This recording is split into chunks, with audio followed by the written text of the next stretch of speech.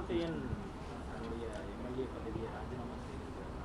TVK பார்ட்டியில் join பண்ணுறதா தகவல்கள் வருது. இது எப்படி பார்க்குறீங்க? எடப்பாடி லீடர்ஷிப்பை அவர் கொஸ்டின் பண்ணுறாரு.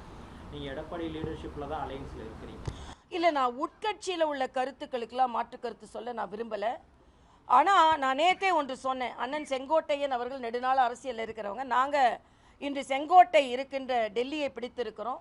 நாளை ஜார்ஜ் கோட்டையை பிடிப்பதற்கு நாங்கள் முயன்று கொண்டிருக்கிறோம். அது வெற்றியும் அடைவோம். ஆக இன்று எங்களது நோக்கம் செங்கோட்டையிலிருந்து ஜார்ஜ் கோட்டைக்கு வருவதை தவிர அண்ணன் செங்கோட்டையன் அவர் செய்வதற்கு அவர்களுக்கான உரிமை இருக்கிறது. அதனால் அவரின் அரசியல் நகர்வு பற்றி நாங்கள் கருத்து சொல்ல எங்களுக்கு தகுதி இல்லை, அதற்கு நாங்கள் விரும்பவும் இல்லை என்பது எனது கருத்து. நான் சட்டத்துறை அமைச்சர் நேற்று எல்லாமே பொய்யா பேசினார். அவர் என்ன சொன்னார்? சீனாவுக்கு இருக்கும்போது தேசத்தை முன்னிறுத்தினாங்களாம் திமுக. அடைந்தால் திராவிட நாடு, இல்லை என்றால் சுடுகாடு என்று சொல்லி கொண்டிருந்தவர்கள் ஏன் அதை நிறுத்தினாங்கன்னா, தேசத்துக்கு எதிராக பேசினால் தேச விரோத சட்டம் பாயுன்னு சொன்னதுனால அதை நிறுத்தினாங்க. ஆனால் ஏதோ சீனாவுக்கு உதவி செய்யும் பொழுது இந்த ஒரு கட்சி தான் அதுக்காக உதவி செஞ்சதுன்னு தான் பேசுகிறாரு. அதே மாதிரி இன்னைக்கு ஹிந்தியை தூக்கி பிடிப்பது யாருன்னு கேட்குறேன். நான் ஒரே ஒரு கேள்வி கேட்குறேன். இன்னைக்கு தம்பிங்கிட்டலாம் நேராக திராவிட முன்னேற்ற கழகத்தை சார்ந்தவர்கள் நடத்துகின்ற பள்ளிகளுக்கு போங்கப்பா. ஹிந்தி சொல்லி கொடுக்குறாங்களா இல்லையான்னு சொல்லுங்க. இதே ரகுபதி அவர்கள் அங்கே ஹிந்தி சொல்லி கொடுக்கலன்னு எனக்கு உறுதி சொல்லட்டும், அப்புறம் நான் அவருக்கு பதில் சொல்கிறேன். யார் இந்தியை தூக்கி பிடிக்கிறார்கள்?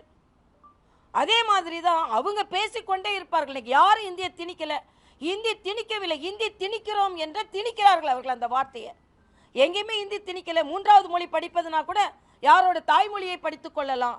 அப்படி இருக்கும்போது இவர்கள் சும்மா பேசிக்கொண்டே இருக்கிறார்கள். இன்னைக்கு அவங்களுக்கு நல்லா தெரிஞ்சிருச்சு 2026 வீட்டுக்கு போகிறோம் என்று. அதனால் எதையெல்லாமோ பேசிக்கொண்டிருக்கிறார்கள். அவ்வளோதான் என்னால் சொல்ல முடியும்.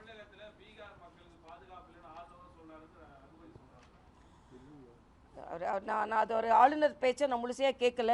பட் பீகார் மக்கள் பாதுகாப்பாக இருக்கான்னு நீங்கள் தான் சொன்னீங்க. மரியாதைக்குரிய பாரத பிரதமர் பீகார் மக்கள் பாதுகாப்பாக இல்லைன்னா சொல்லலை. பீகார் மக்களை மோசமாக பேசியது யார்? நான் இதே ரகுபதிட்ட கேட்குறேன்.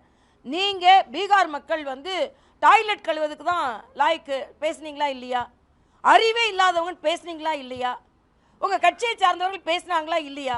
ஆக நீங்கள் பேசுனது எல்லாத்தையும் மறந்துட்டு இன்றைய காலகட்டத்தில் எல்லாமே இன்னைக்கு கல்வியை மாநில பட்டியலிருந்து போகுது, நாங்கள் இங்கே கொண்டு வருவோன்றாங்க. எப்போ போச்சு அது? இன்னைக்கு அந்த கட்சி கூட தானே கூட்டணி வைத்து கொண்டு இருக்கிறீர்கள், காங்கிரஸோட தானே. அதனால் இன்னைக்கு நீங்கள் சொல்கிற பொய்யெல்லாம் இனிமேல் மக்கள் ஒத்துக்கொள்ள மாட்டார்கள். இனிமேல் மக்கள் தெளிவாகி விட்டார்கள். 2026 எங்களுக்கானது என்பதை தெரிவித்துக் கொள்கிறேன். பிளே ஸ்டோர் மற்றும் ஆப் ஸ்டோரில் இருந்து பாலிமர் செயலியை QR கோடு மூலம் பதிவிறக்கம் செய்யுங்கள். செய்திகளை உடனுக்குடன் பெறுங்கள்.